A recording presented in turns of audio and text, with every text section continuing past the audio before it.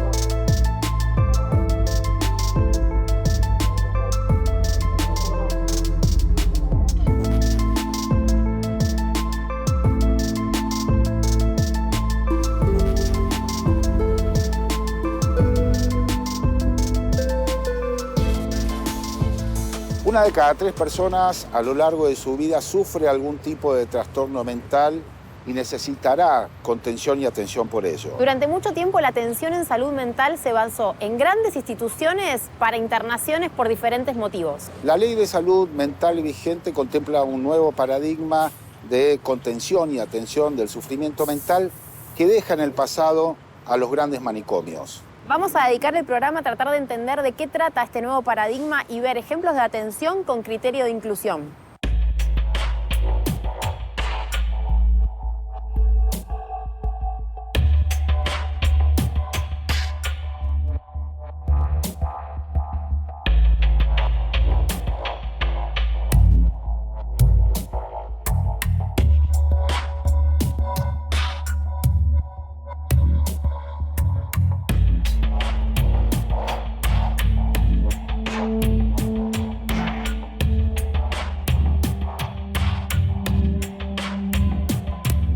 ¿Qué es la locura?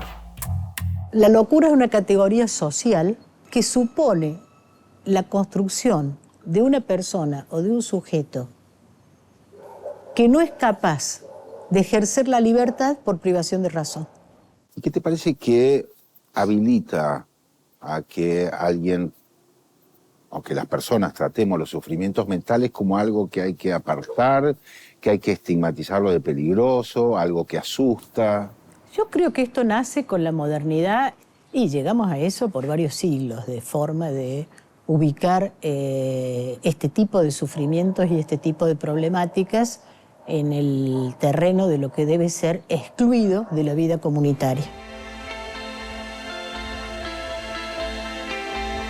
Apio, ¿pero cuál es el apio? ¿Esto? Lentejas, acelga, pero la acelga es esta. Entiendo un poco las plantas, entiendo cómo reconocerlas.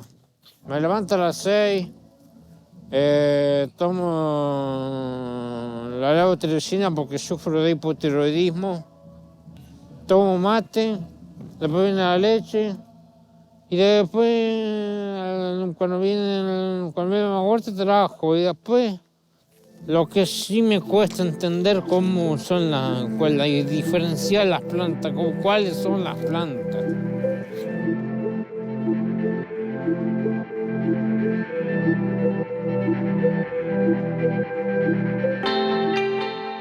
Y después me quedo tan aburrido que no sé qué hacer. Me voy para acá, me camino para acá, camino por allá, camino por acá, camino por allá. No entiendo. Si la ropa está ordenada, si todo está ordenado. O poner a ordenar la ropa, o juntar toda la basura que tiran. Hacer algo. Por eso es que el hogar en el encuentro centro de día hay talleres de 9 a 4 de la tarde. Así estás entretenido.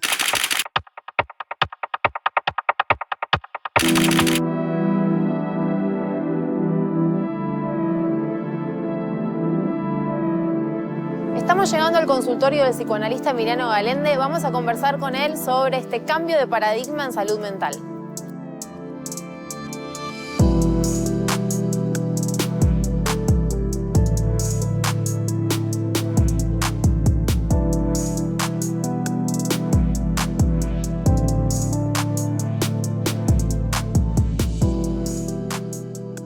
¿Cómo fue que se instaló el encierro como una forma de tratamiento? Todo lo que conocemos hoy de políticas sociales fueron entre los años 20 y 40 del siglo XIX. Eran tiempos del dictador Napoleón II. Y un psiquiatra, Esquirol, que fue el verdadero padre y fundador de la psiquiatría, fundó después una red de edificios que se llamaron manicomios. Pero manicomios por una razón, porque él creía que todas las formas de locura eran manías. Las personas con enfermedad mental, como se llamaba, eran discriminadas, separadas de la población común y tenían un estatuto jurídico especial. Esa es la ley 1838, se llama Ley de Esquirol, que era muy curioso porque contradecía todo lo que había sido la Declaración de los Derechos del Hombre. El modelo asilar manicomial, la idea de crear una institución donde colocar a estas personas en nombre de la curación, pero en realidad bajo la tutela y la reclusión y la privación de libertad, de manera muy prolongada, esto yo creo que fue creado básicamente en una sociedad pensada para colocar todo lo que es disfuncional en algún lugar, ¿no? Y segundo, por la idea de que la locura y la pérdida de la razón asociaban a la peligrosidad.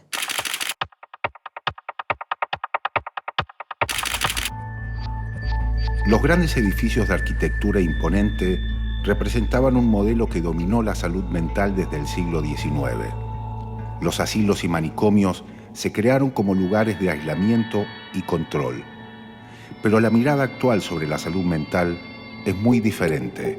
Se entiende que las personas con padecimientos mentales deben ser incluidas y apoyadas. La Ley Nacional de Salud Mental del año 2010 expresa este cambio de visión y traza objetivos para la transformación de los sistemas de cuidado en todo el país.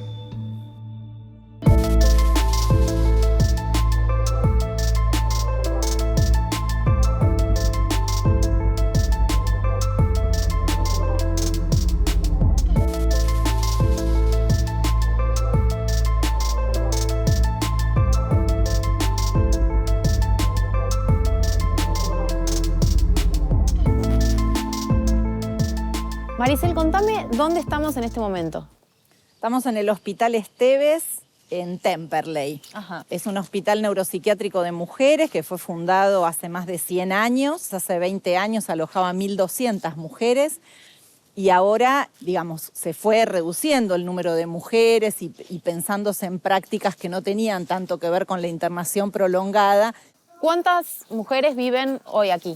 Bueno, en lo que son las salas de internación a largo plazo, hay en este momento 390 mujeres. Ajá. Estamos hablando de personas que tienen muchísimos años de internación, más de 20, a veces más de 30. Toda una vida. Han transcurrido toda una vida. Por ahí también es el fruto por ahí de políticas diferentes que hubo en otro momento, ¿no? Y de repente las causas por las cuales las personas permanecían tantos años internadas tenían que ver más con razones sociales, económicas, que razones de salud.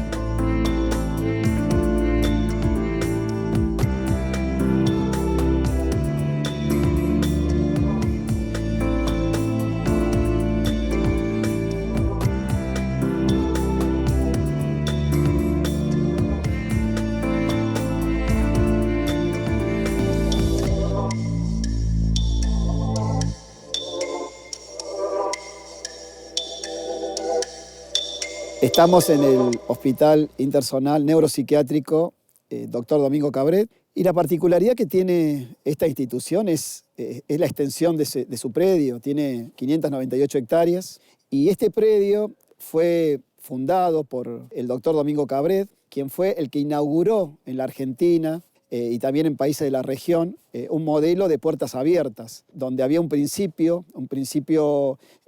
vinculado a la libertad de circulación de las personas, y de alguna manera este modelo rompe con otro modelo que era hegemónico hasta fines del siglo XIX, que era un modelo más vinculado al asilo-prisión. Poco tiempo después, fines de la década del 20, principios de la década del 30, estas instituciones empiezan a cerrarse, empiezan a transformarse en instituciones manicomiales, en instituciones de encierro, y fueron vulnerando derechos de las personas que ingresaban por un problema de salud mental. Y esto ha sido el destino de muchos ciudadanos y ciudadanas que han permanecido viviendo en hospitales psiquiátricos que no tenían condiciones mínimas para poder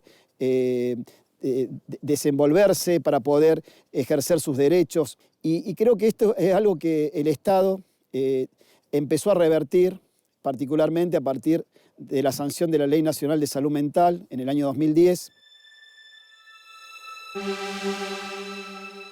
La transformación que marca la Ley Nacional de Salud Mental responde a un nuevo paradigma mundial y a recomendaciones de organismos internacionales como la Organización Mundial de la Salud. El compromiso de las naciones es modificar gradualmente sus sistemas de atención en salud mental para dejar atrás las internaciones crónicas como única respuesta.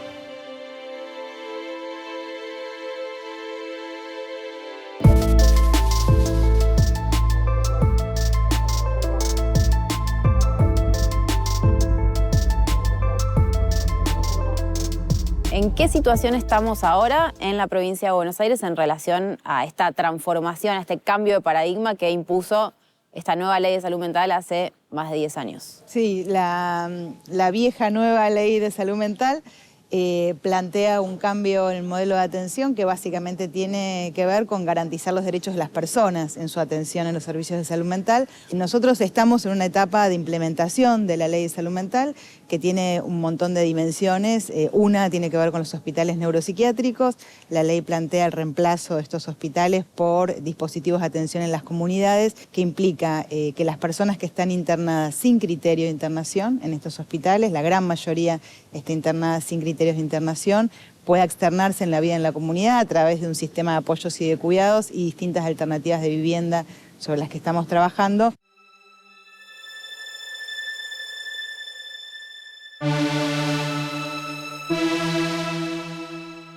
Estoy llegando al Ministerio de Salud de la provincia de Buenos Aires para hablar con el ministro Nicolás Kreplak sobre la Ley de Salud Mental y su implementación aquí en la provincia.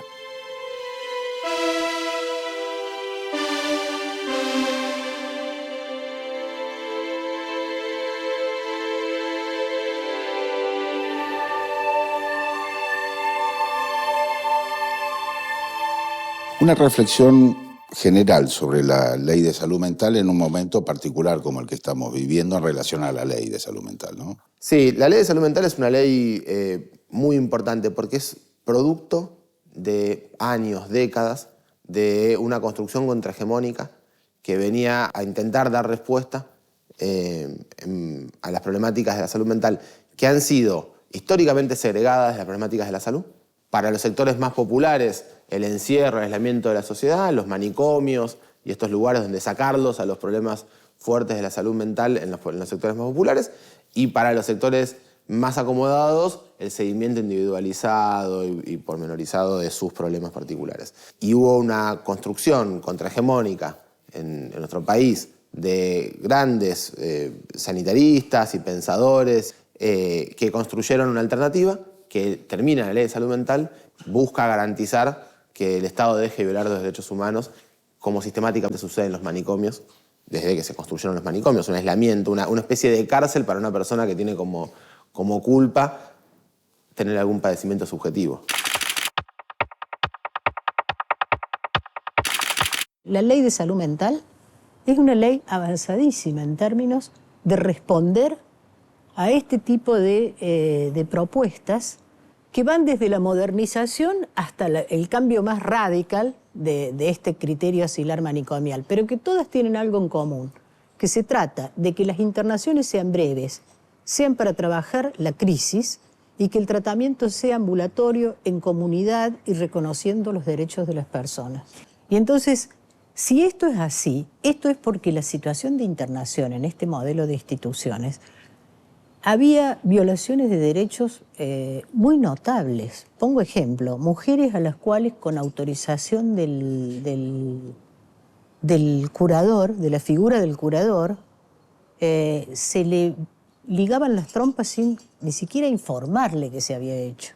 Además de la lobotomía frontal, que claro, como digo, es el crimen perfecto. Es la forma de matar al sujeto sin tener que deshacerte del cadáver, porque sigue funcionando, ¿viste? Había una, en los principios de la naciente psiquiatría, que era ponerle una inyección de leche en la nalga para que se produjera un absceso febril de tal magnitud que la persona quedara inmóvil para evitar la agitación. Hay historias brutales respecto del comportamiento, del tratamiento de las padecimientos mentales. Los estados modernos nacientes tuvieron historias brutales con varios sectores de la población. Te doy la escena. 7, 8, 9 de la noche llega una familia, madre, padre, a veces hermanos, con un paciente que hace varios días está encerrado y que tiene gritos, que está asustado y que se siente amenazado. Llega a ese lugar, se lo ve, se ve que no puede volver con la familia no lo puede contener, no hay dónde ponerlo y se lo encierra en el hospital psiquiátrico a la noche. Automáticamente se lo tranquiliza con medicaciones, para lo cual queda planchado, digamos, totalmente. Si el paciente no se tranquiliza del todo, el enfermero lo ata a la cama y duerme esa noche en un pabellón con otras 15 personas, todas raras, pues son pacientes de larga estadía en el lugar. No entiende nada de lo que está pasando, se despierta en un ambiente que es totalmente ajeno a su vida y ahí comienza la carrera de enfermo mental. ¿Qué es lo que puede hacer esta persona? Y de alguna manera desarrollando estrategias para convivir con lo que está, claro, con los otros pacientes, con la autoridad del psiquiatra que lo viene a visitar de vez en cuando y con los enfermeros. Pasa esto mismo en Finlandia. Finlandia es un país pequeño que no tiene servicios de psiquiatría simplemente la demanda de la familia va a un servicio, el servicio va con el equipo de salud mental, va al domicilio y arma una especie de asamblea con la familia, el paciente, a veces algunos amigos íntimos del paciente, el que ha tenido una crisis.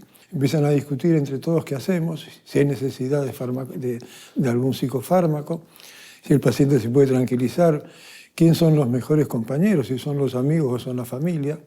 Se va armando una estrategia terapéutica colectiva. La ley nuestra lo que instaura se propone construir un nuevo modelo de atención en salud mental, que tiene que ser más sobre esto que comento de Europa.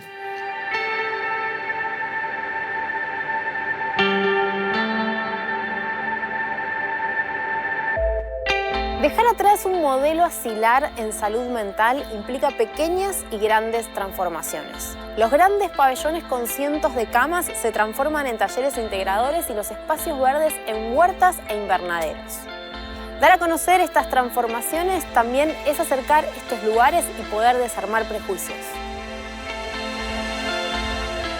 Estamos fortaleciendo el sector de agudos y subagudos, personas que ingresan por un cuadro de crisis en relación a un problema de salud mental, donde permanecen pocos días hasta que se compensan y puedan volver a su comunidad. Casas adentro también, que son hostales o casas de prealta para personas que están en proceso de externación. Y lo que venimos haciendo desde el inicio de la gestión es, en aquellos pabellones donde habían personas cronificadas por el tiempo de permanencia, esas unidades se están cerrando y se están incorporando estas personas en programas residenciales en la comunidad. Incluso previamente a la ley existía y sigue existiendo un programa de externación asistida. Ajá. Un programa donde las mujeres viven en casas de convivencia y son asistidas por un equipo interdisciplinario y acompañadas en las necesidades que ellas tienen en ese contexto, ¿no? Y ahí recuperan, digamos, vínculos, recuperan por ahí la posibilidad de tener un trabajo, de estudiar, de tener proyectos. Hay dos cuestiones al momento de la externación que me imagino que son como dos grandes temas. Un poco el acceso al trabajo y otro el acceso a la vivienda. Están pensando en un proyecto de viviendas, ¿no? En relación a este lugar. Sí, sí, sí. La accesibilidad a derechos es algo muy importante donde hay que empezar a pensar proyectos específicos. Y bueno, surgió algo muy interesante, que es que se está pensando en generar todo un barrio en los terrenos, digamos, que el hospital no usa. Todo en aquel sector, que son 4 hectáreas, se van a construir 925 viviendas, de las cuales 60 van a ser para señoras que salgan externadas del hospital.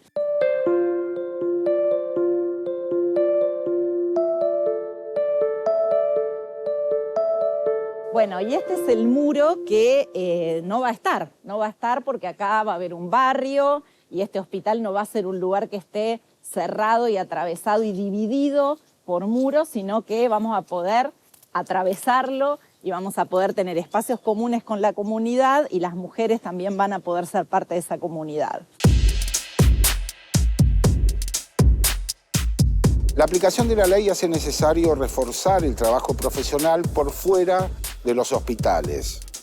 El desafío es doble: transformar los manicomios por adentro y generar opciones en el afuera.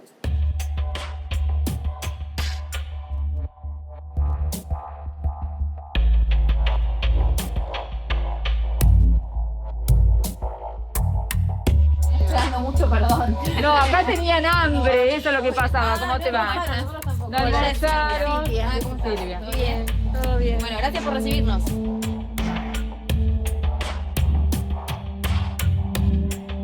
¿Me mostrás la casa en la que están viviendo? Sí. Vamos a ver. Tienen las habitaciones acá abajo y arriba y otra casa. Arriba y otra casa. Ajá. Acá tenemos... ¿Este es tu cuarto? Este es mi cuarto. Ajá.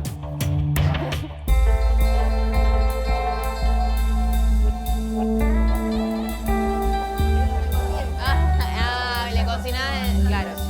Acá no. Y esta es una casa que es donada por el PREA, Ajá. que es el programa de rehabilitación y externación asistida. ¿Cuánto hace que estás viviendo acá? Hace 2 años más o menos. Y yo esta casa tengo que pagar como si fuera el alquiler. Claro. Hay que pagar una cuota por mes como si fuera un alquiler.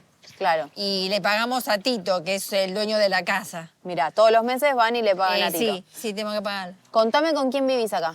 Con Liliana, con Silvia, que se llama como yo, y con Carmen. Ajá. Somos 3 personas que somos de 61 para arriba y salimos del Hospital Esteves. Contame tu historia. ¿Cómo es que llegaste al Hospital Esteves? Claro, yo llegué porque los vecinos me decían que me querían quemar la casa, que mi casa había que tirarla abajo, y yo pensé que me querían robar la casa. Entonces empecé a hacer cosas extrañas, entre comillas, como pedir limosna en el frente de mi casa, para que no dejar mi casa, no perderla de vista. No quería trabajar más de limpieza porque tenía que meterme en la casa de otras personas y pensaba, si me quedo adentro o tardo, van a venir a mi casa y me la van a robar. ¿Te daba miedo que te roben tu casa? Claro. Entonces una vez las vecinas contrataban una ambulancia con la policía y me llevaban a un hospital. Y cuando yo volví del hospital, que me dieron una cosa que me durmieron, mi casa ya me la habían robado. Ya te la habían ocupado. Claro, no estaba todavía la persona viviendo ahí, pero ya me la habían ocupado. Entonces vino la policía con la ambulancia y me llevó al Esteves. Después me pasaron de ahí la admisión al Bosch, que se llama el Bosch. Y ahí es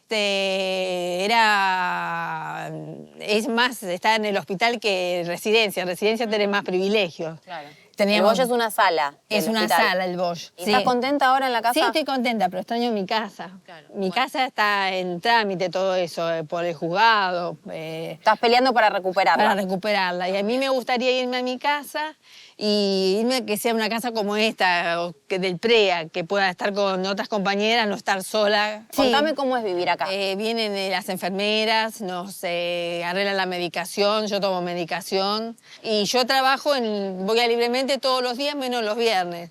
Ahí trabajo en la cocina. Hacemos comidas como chop suey y cosas así sofisticadas.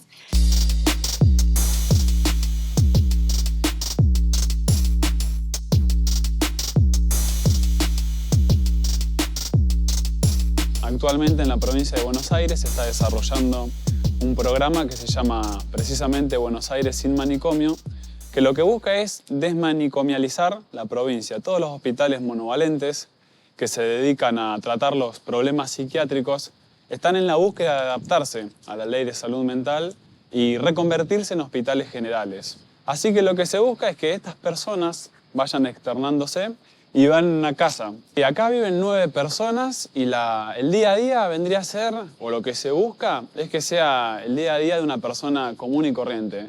Una persona que tiene sus actividades, sus tareas laborales, la persona que tiene que mantener la higiene de un hogar, que tiene que hacer los mandados, como cualquier vecino.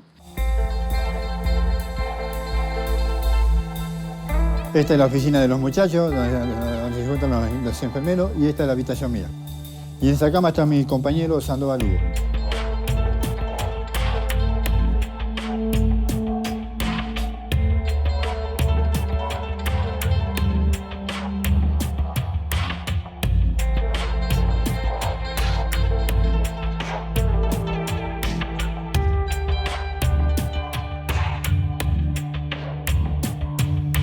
Bueno, acá estoy bien. No quiero salir de acá. Vino mi papá el otro día, me propuse y le dije, nada, por el momento no pienso salir del lugar. Me quedo acá en esta parte. Ya estoy conociendo a poquito. Ya estoy conociendo ya el centro de Luján, todo eso. Lo que pasa es que papi ya no es tan joven que digamos, ya tiene como 73 años ya. Y le cuesta un poquito poder a veces. Pero igual queda mi hermana y mis hermanos, todo eso. Que sí, cuando estoy solo de noche acá acostado pienso un poco a veces en ello. 1 hora, 2 horas. Pero lo primero que digo, bueno, Miguel, hay que seguir para adelante. Y ya.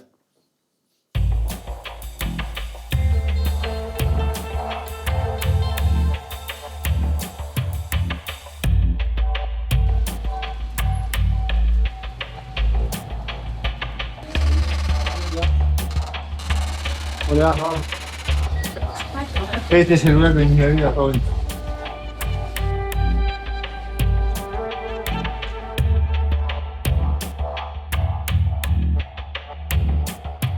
Hay muchos que les cuesta volver porque es como que ya han perdido la voluntad de querer salir. Entonces, en el manicomio no se puede elegir. Y nosotros lo que tenemos que ir generando es la posibilidad de que la persona pueda elegir en libertad. En un servicio donde una persona está internada desde hace 20, 30 años, la posibilidad de querer elegir irse a veces es difícil porque no pueden pensar en otra cosa que en permanecer donde están, porque ya han dejado hasta de vincular y de asociar qué era lo que ellos habían perdido antes de llegar a la institución. Entonces, el trabajo de la vuelta, para muchos es un trabajo difícil, porque es volver a reconectarse con la vida que dejaron, y hay otros que lo asumen con mucha alegría, como que había algo que estaban esperando hace mucho tiempo y que por fin llega. Es decir, que el Estado, la institución, los acompaña en el camino de volver al lugar de donde nunca tendrían que haber salido, que es la comunidad. Pienso que debe ser emocionante cuando toca una externación, ¿no? ¿Cómo lo viven? Sí, es lo más hermoso. Mira, en el último tiempo se han dado muchas externaciones, estamos trabajando en los 2 últimos años en esta gestión, se redujo un 25% la cantidad de personas internadas en estas áreas de crónicos, hay un fuerte trabajo del área de residencia, que es un espacio donde las mujeres trabajan en forma autónoma, preparan su comida, tienen, permiso abierto, pueden salir a donde ellas quieran y empiezan a proyectar su vida afuera, su vida en la comunidad. Tiene un efecto, maravilloso en las personas que han tenido como su vida podríamos decir, de un poco entre paréntesis dentro de una institución y salen a recuperar deseos inclusive, ¿no? Salen por ahí muchas veces a recuperar un vínculo distinto con las familias, a terminar la escuela, a buscar un trabajo, a hacerse amigos de sus vecinos. Así que también es la posibilidad de un cambio que requiere que la comunidad también sea parte de este cambio y de este proyecto.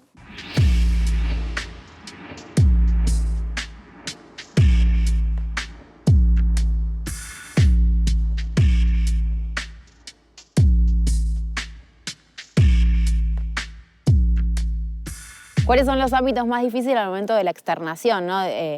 Pienso en la inserción laboral y en la vivienda como dos ejes que deben ser conflictivos.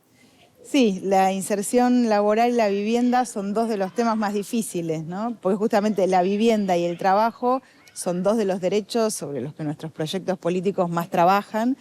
Las externaciones se están dando en viviendas que están bajo distintos sistemas, como decíamos, de cuidados, pero también bajo diferentes modos de financiamiento desde el Estado y también desde los propios usuarios que muchas veces tienen pensiones por discapacidad, es decir, tienen algunos recursos económicos que acompañándolos pueden generarse alternativas de viviendas colectivas, que son las viviendas que nosotros estamos acompañando y promoviendo. Ahora vamos a ir hasta el bar y vamos a ver ahí señoras que están trabajando. Ellas están todas en proceso de externación, menos una señora que ya vive en la comunidad. Y no solo el ingreso económico que significa ese trabajo, sino que además ellas tienen la posibilidad de, digamos, volver a manejar dinero, volver a sentir la autonomía de poder decidir qué hacer con su plata, tener la vida organizada en función del trabajo como la tenemos la mayoría de las personas, claro. Tener un quehacer y un orgullo de una actividad que hacen, ¿no? Claro.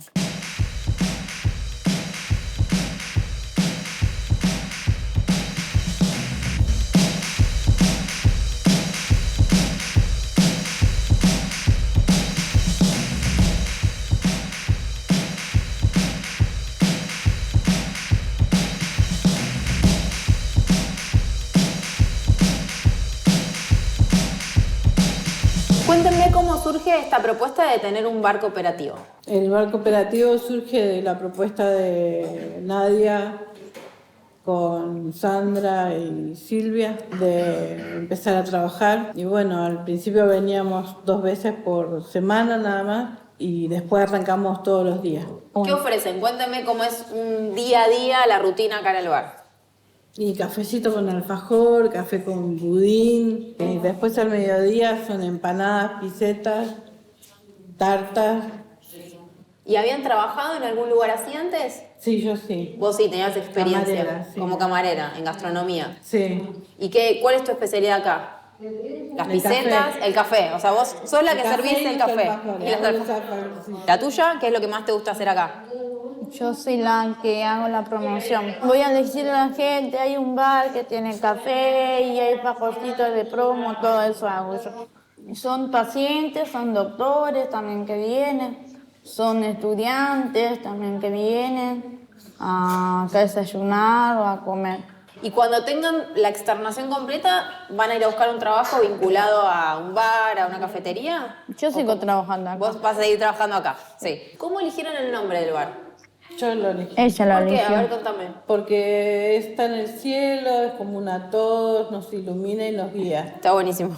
Como era una cooperativa y tenía que ser para todos, se me ocurrió la Cruz del Sur y no hubo otra propuesta. Ganó la tuya, ganó tu propuesta. Sí. Bueno, divino.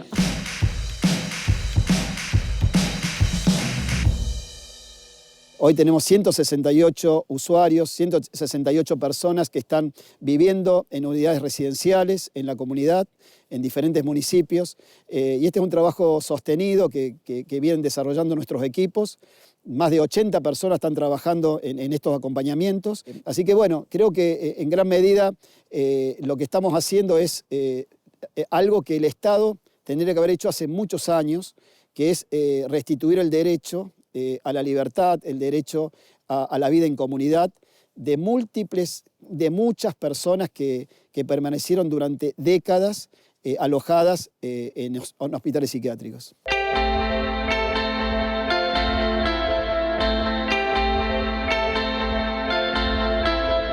El Censo Nacional de Personas Internadas por Motivos de Salud Mental del año 2019 arrojó que en Argentina existen 162 instituciones, de las cuales el 25% son públicas y el 75% son privadas.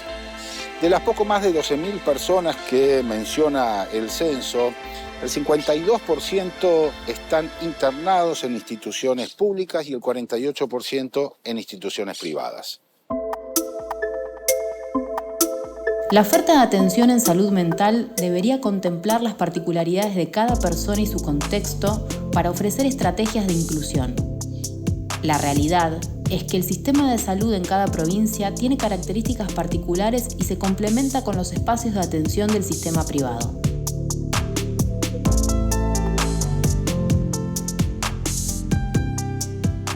Estamos en Banfield, al sur del conurbano. Vamos a entrevistar a Emilio De Facio, que es presidente de la Asociación de Instituciones de Salud Mental y también director de una clínica privada.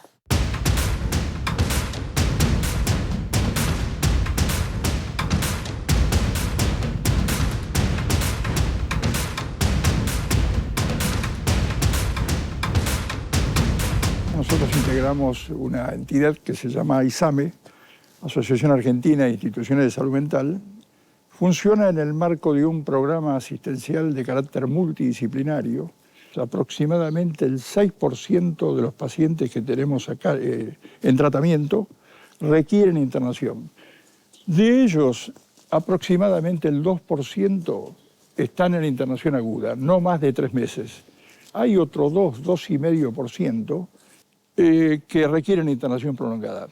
Pero desde la perspectiva actual, la internación prolongada no es una internación manicomial. ¿Qué pasa con las familias cuando llegan al momento de pedir una internación para un ser querido? ¿Cómo son esos momentos para graficarlos y son contarlos? momentos complicados porque si bien hay otro fenómeno que también se ha modificado, que es el estigma, hoy la sociedad ha cambiado la mirada, tiene una visión mucho más amplia, no circunscribe tanto, no estigmatiza de ninguna manera como era anteriormente. Pero sí, la familia es un hecho traumático, hay situaciones a veces de cierta violencia, entonces, bueno, la familia está impactada sobremanera. El paciente, si es una internación voluntaria, si está en condiciones, si tiene lucidez, si puede razonar, si comprende lo que está ocurriendo, puede él aceptar o consentir el tratamiento. En caso contrario, consiente la familia, el familiar responsable, y se informa de inmediato al juzgado interviniente que también da el aval o no. ¿Qué tenés para responderle a una atmósfera que se generó en las últimas semanas respecto del famoso artículo 20 de la Ley de Salud Mental, que implica que la internación es voluntaria y si es compulsiva tiene que haber una serie de argumentos legales con intervención de la justicia y demás? La indicación de la internación en salud mental es por parte del equipo tratante, y eso es clave.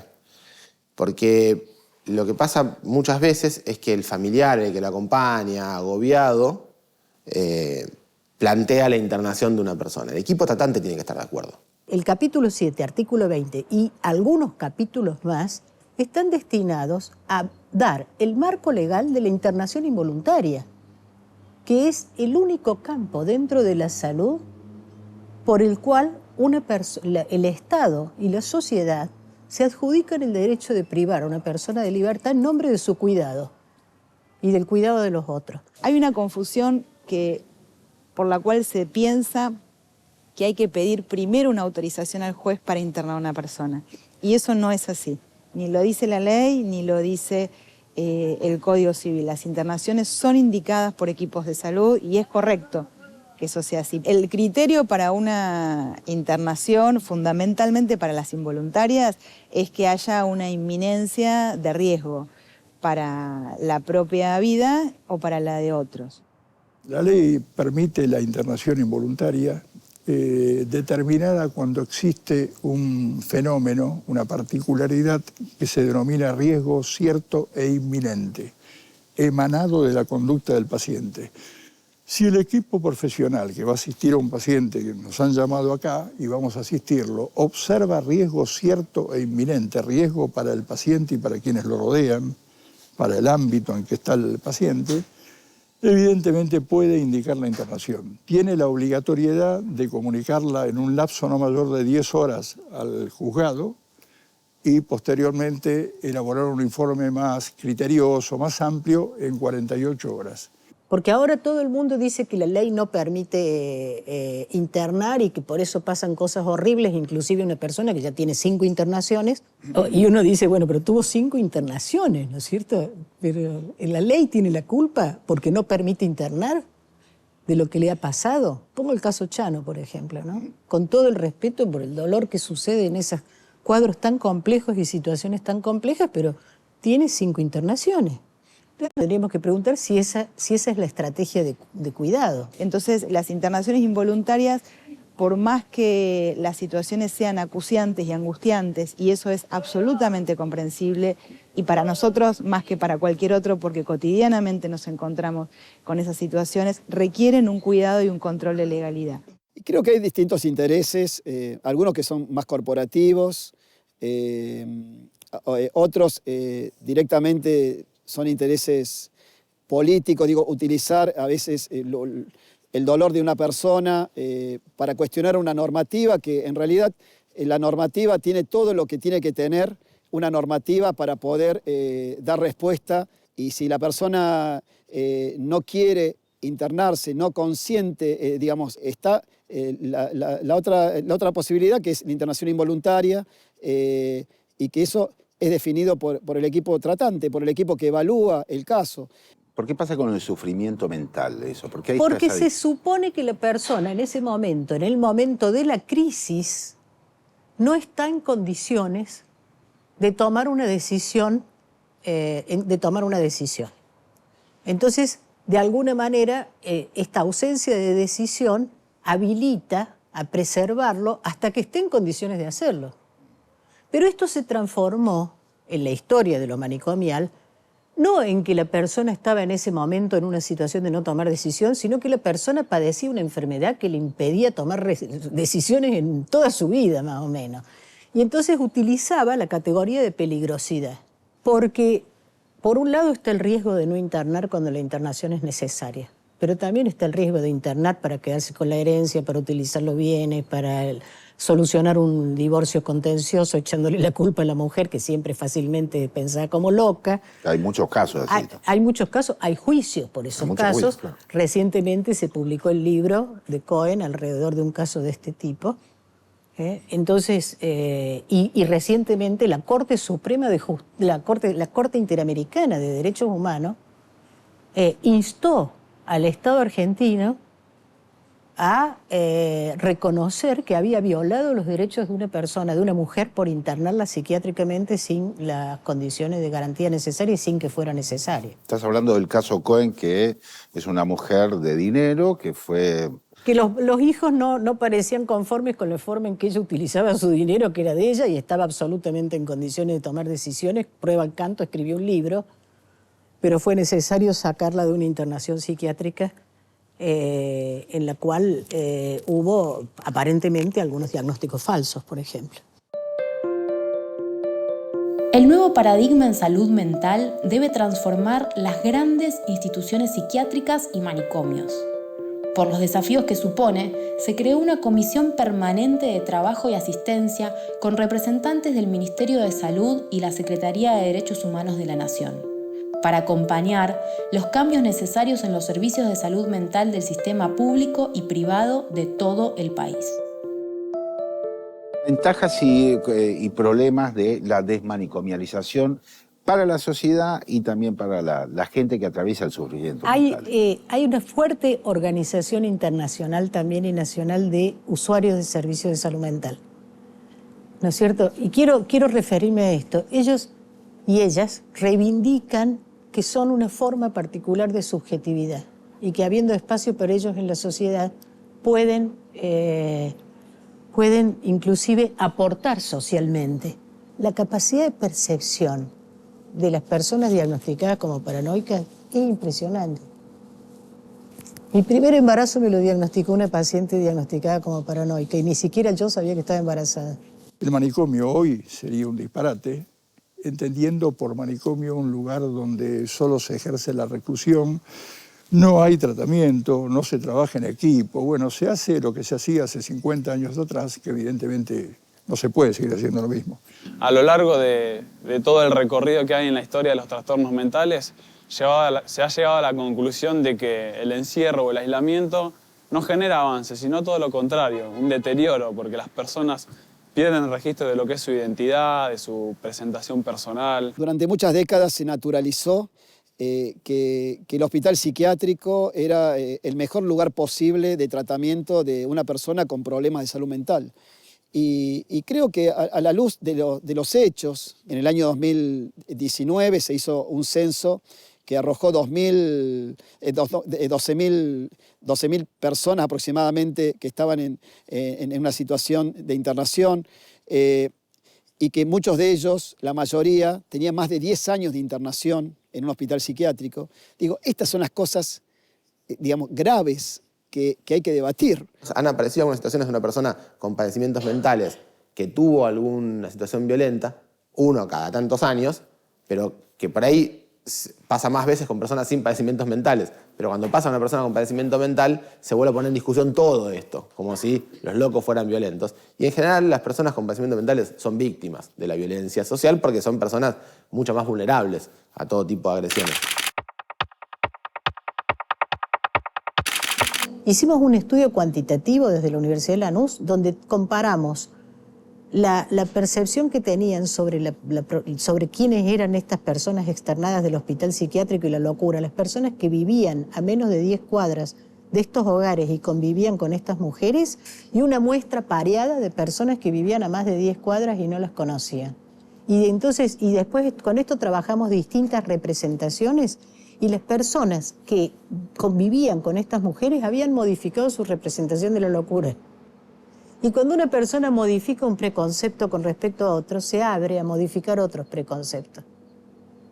Se abre a reconocer otros con mayor diversidad.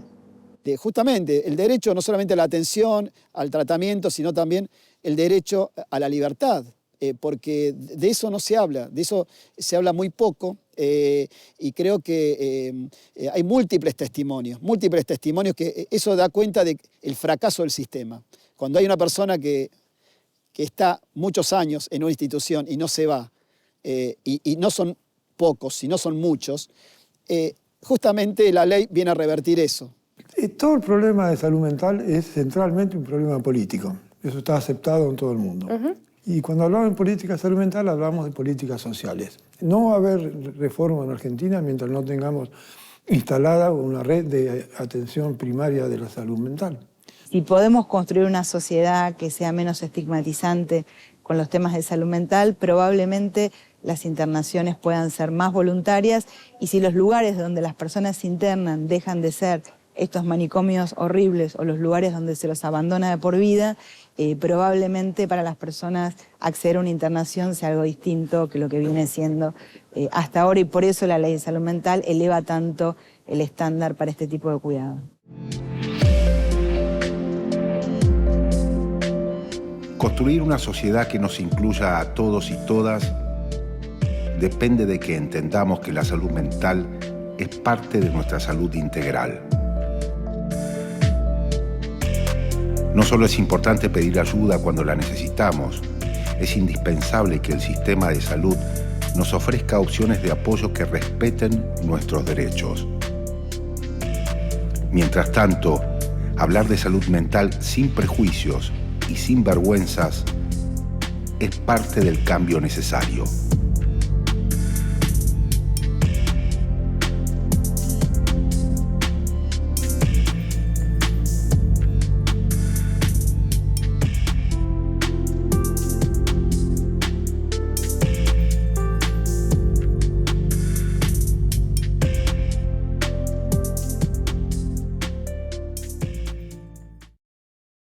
¿Estás en Catamarca? Estás en tu canal de bandera. Estuvo cerca ese, ¿eh? 2, Ya está, lo tengo. 3, 2, 1, 0. Momento. No lo puedo creer. No hay más, perdí. ¡Ganó Telma, señores!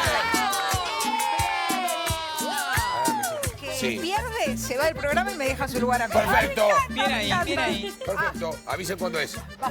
Noche de Mente. Lunes a viernes, 22 horas. Televisión pública. Hoy viene Jean-Pierre Noer.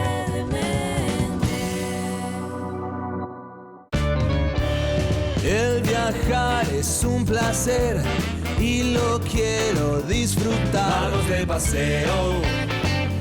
Cenelis Mareos. Cenelis Mareos. El viajar es un placer. Mirá de nuevo. ¿Qué ves?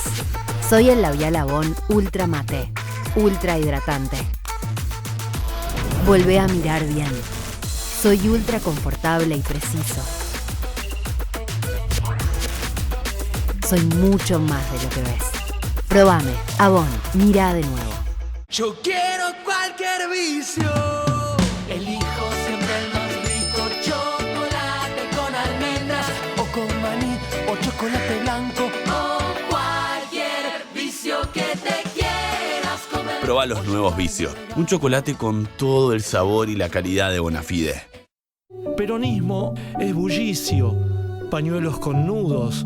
Es una marchita que canta la mitad de nuestro convivio nacional. Un programa especial por el aniversario del fallecimiento del presidente Juan Domingo Perón. ¿Por qué acá ocurrió el peronismo? Porque nació Perón acá. Perón es la infancia, es mi papá, es mi mamá. ¿Qué más parecido al amor que la emoción política? Todo eso es el peronismo. Mundo Rep, viernes, 23 horas. Televisión pública. Peronismo es algo muy dibujable porque tiene una mitología más rica que la de Marvel. En 2015 surge el movimiento Ni Una Menos en respuesta a una sucesión imparable de femicidios y marca la irrupción de una nueva ola feminista. Las mujeres y diversidades juegan más fuerte en el espacio público y también disputan su lugar en el deporte. ¿Te gustaría ser jugadora profesional? Sí. ¿Sí? Jugar es un derecho humano. Creo que también el 2015 funciona como una bisagra muy importante y me parece que a partir de estas prácticas empezamos a hablar de los cuerpos que se liberan, de cómo ese derecho al juego va conectado al placer. Los feminismos han sanado, han salvado vidas, pero bueno, hay una resistencia machista muy grande. Nosotras, capítulo 4, viernes 23:30, televisión pública.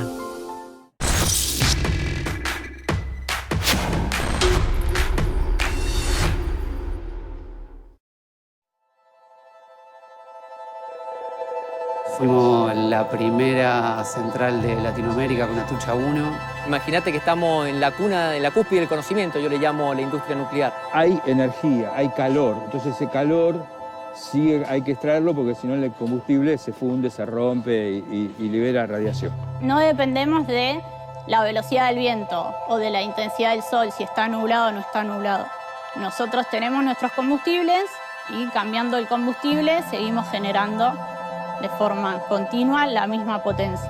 Esta primera pileta que ven acá es la pileta de maniobras, donde se introducen los elementos combustibles nuevos. Nosotros tenemos el 4% de la potencia y más o menos entre el 7 y el 8 de la energía, porque las centrales nucleares son de base, están las 24 horas, la mayor cantidad de tiempo posible de todo el año. Es un lugar intrínsecamente seguro, está diseñada para siempre desarrollar su tarea dentro de parámetros de seguridad.